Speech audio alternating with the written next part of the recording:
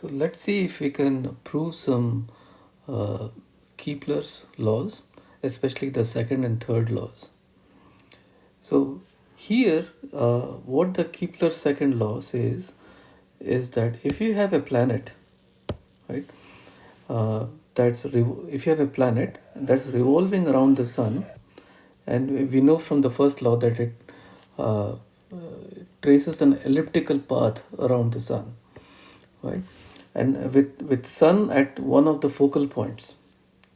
So Kepler's second law says that the area covered in any given time is the same regardless of where the planet is.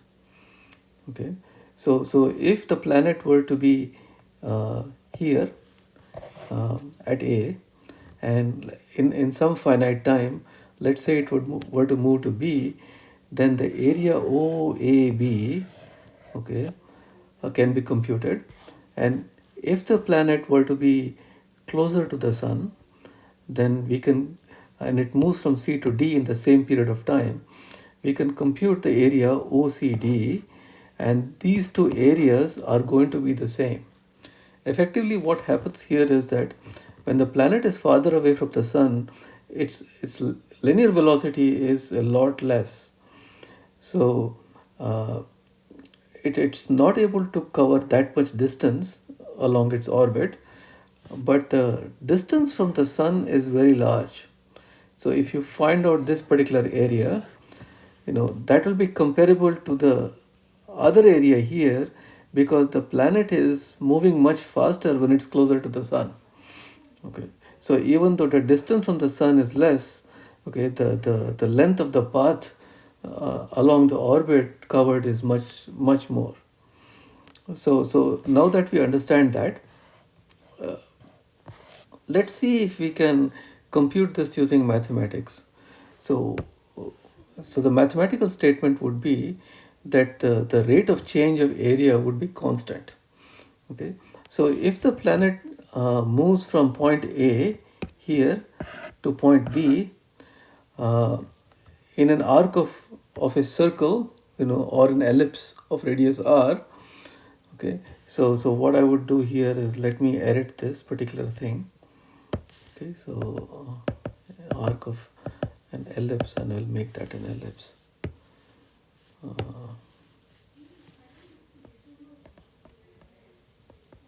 Okay, of radius r. Okay, so then we want to find out roughly the area covered. Okay, and if the time is small, okay, the time period is small, then we can write the area covered as d of a, okay, a small area, okay, as d of a, and that is roughly equal to the area of this triangle. Okay, so d of a equals essentially the area of this triangle, okay, is half times base times the altitude. Okay, now since the time period is small, the the area of the triangle is very close to the area of the arc of the circle. Okay, so essentially, if you see here, it's half times OC times AB. Okay, and AB here is roughly R times d theta. Okay, where d theta is the angle subtended by this particular arc. Okay, and OC is roughly equal to R. So dA, okay, in the limit when theta is very small, is half times R d theta. So what we do is, if we find the rate of change of this area with respect to time, we can divide by dt on both sides, right? So here we get r square divided by 2 times d theta or dt, and d theta or dt is nothing but omega, is the angular velocity, right? So we call this omega times r squared divided by 2.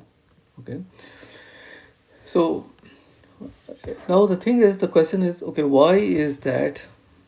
Why is that a constant? So let's investigate further. So if you look at the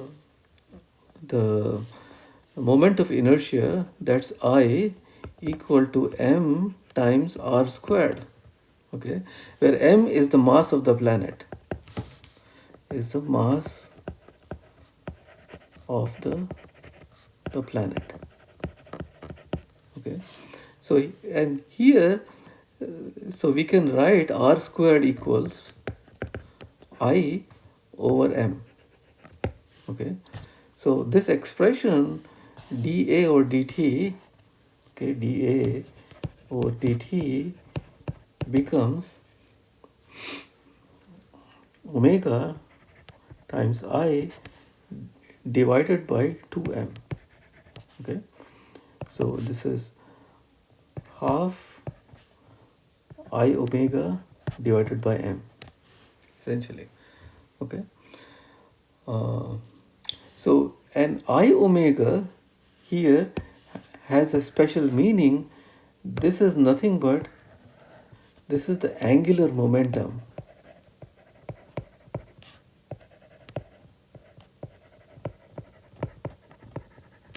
Okay, is the angular momentum of the planet. Okay, and we can call that L. So dA or dt, okay, is L divided by 2m. Okay, now why is this a constant? Now the mass of the planet does not change. Mass is constant. Okay, and L is constant also because there is no external torque. Okay, L is constant because there is no external torque. Therefore, dA or dt, okay, is a constant quantity. Okay, so therefore, a planet is going to sweep out an area, the same area, in any given period of time. Okay, so we have just computed that using calculus, right? So that's a very important observation that Kepler made empirically, and it can be proven now using some calculus methods. So let's look at the third law. The third law tells you the relationship between the radius, okay, and the time period. Okay, the time period. And see, for the purposes of this derivation, let's assume that the planet is moving in a circle. Okay, so what happens here is that the centripetal force, okay, so mv square over r is the centripetal force, okay, that is provided by the force of gravity. Okay, so essentially little m is the mass of the planet, v is the linear velocity of the planet,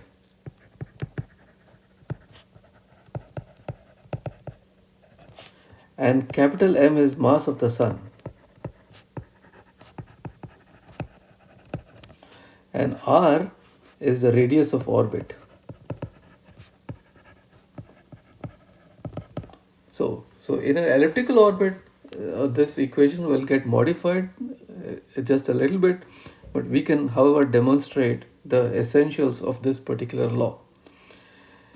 So now, what we can do is we can cancel out one of the r's, right? So, and let's proceed.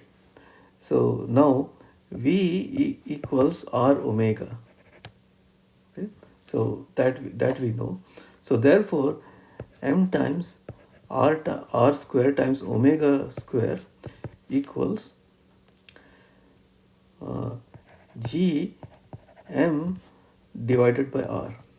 Okay, and omega the angular velocity is 2 pi divided by t.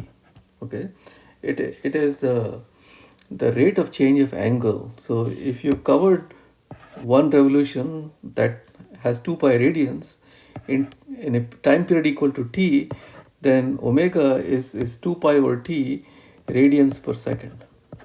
Okay, so that's what it is, and we can substitute that here. So we can have m r square 4 pi square divided by t square equals g capital M divided by r. Okay? And so what we can do is we can rearrange these terms to have r cube divided by t square equals, uh, actually there should not be an m here, so let me take that out. The m has already been cancelled out of both sides. Okay, so let's do that. R cube divided by t square equals gm divided by 4 pi square. Okay, so essentially, so this is what Kepler mentioned, right? So that r cube divided by t square is a constant. Okay, so if you were to take this uh, this particular ratio and find it for Jupiter, for Mars, Earth, etc., etc., it would be the same, because r is the radius of orbit, and t is the time period it takes to complete one complete revolution around the sun. So this is constant. Okay, so Kepler made both these observations empirically. So we have proved them both. Okay, so the first proof was that the rate of change of area is constant, and that r cube divided by t square is also constant.